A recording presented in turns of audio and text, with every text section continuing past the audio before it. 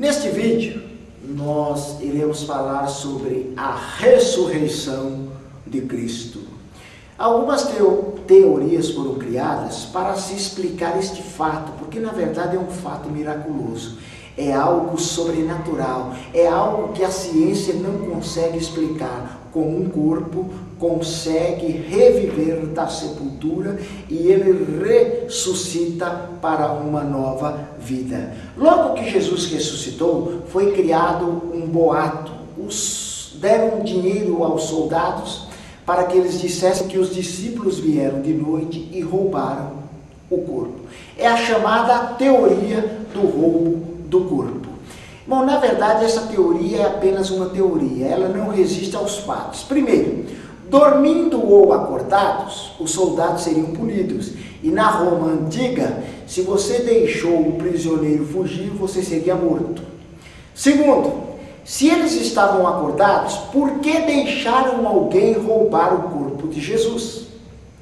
Terceiro, e se estavam dormindo, como eles saberiam que foram os discípulos que roubaram? Quem está dormindo não enxerga nada. Portanto, o matemático Blaise Pascal, ele disse uma frase que ficou célebre: eu acredito em testemunhas que morrem afirmando aquilo em que creem. Ou seja, os discípulos e os apóstolos, eles acreditavam piamente que Cristo havia ressuscitado. Agora, o caráter dos apóstolos era um caráter ímpar. Eles não iriam mentir e dizer: ora, Jesus ressuscitou, nós roubamos o corpo, e iriam morrer por uma fraude, morrer por uma doutrina. Ninguém em sã consciência jamais morreria por uma fraude. A segunda teoria fala que a remoção do corpo pelas autoridades judaicas, ou seja, as autoridades judaicas vieram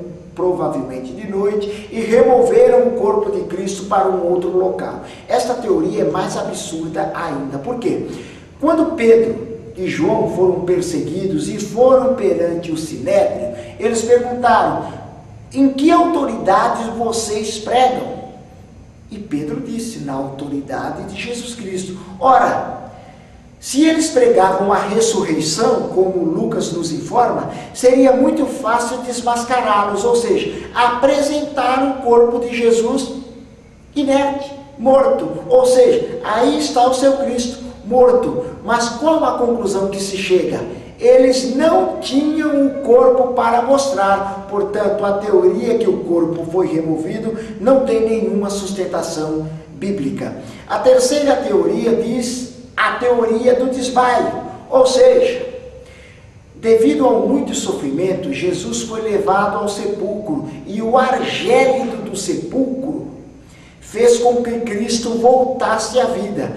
Esta teoria, na verdade, ela não explica como um corpo alquebrado, como um corpo ferido, como um corpo massacrado pelos seus algozes, teve forças de se levantar, de remover uma pedra de 2 toneladas e sair livremente sem que os soldados ouvissem. Portanto, a teoria é absurda.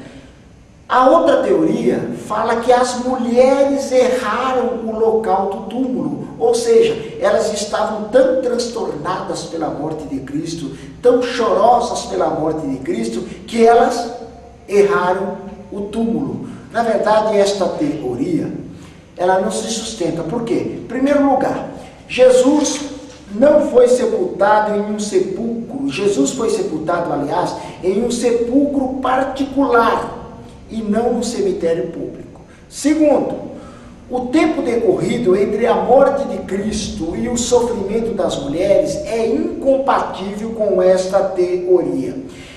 Se as mulheres se enganaram, Pedro e João, que correram e passaram das mulheres para verem que o túmulo estava vazio, também teriam errado o túmulo. Agora, tem uma coisa: se as mulheres erraram, se Pedro e João erraram, o ser celestial que desceu e removeu a pedra, consequentemente, errou o túmulo. E é absurdo pensarmos que um anjo erraria o próprio túmulo de Cristo. Agora tem uma coisa muito importante.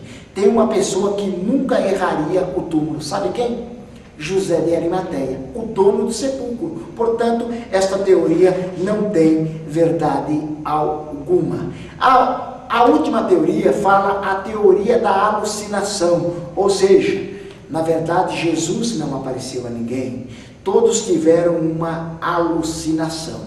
Essa teoria não é válida pelo seguinte: a própria psicologia afirma que a alucinação é um fenômeno individual, proveniente da fantasia de cada um. Só que Paulo diz que Jesus foi visto por mais de 500 pessoas. Ora, e todos nós sabemos, segundo a psicologia, que é impossível haver alucinação em tantas pessoas. Ou seja, a própria psicologia também prova que para você ficar alucinado, você precisa de uma predisposição. E nos apóstolos não havia predisposição alguma. Ou seja, eles tinham consciência que Cristo havia realmente ressuscitado. E por último, alucinações ocorrem em locais determinados, em horários determinados.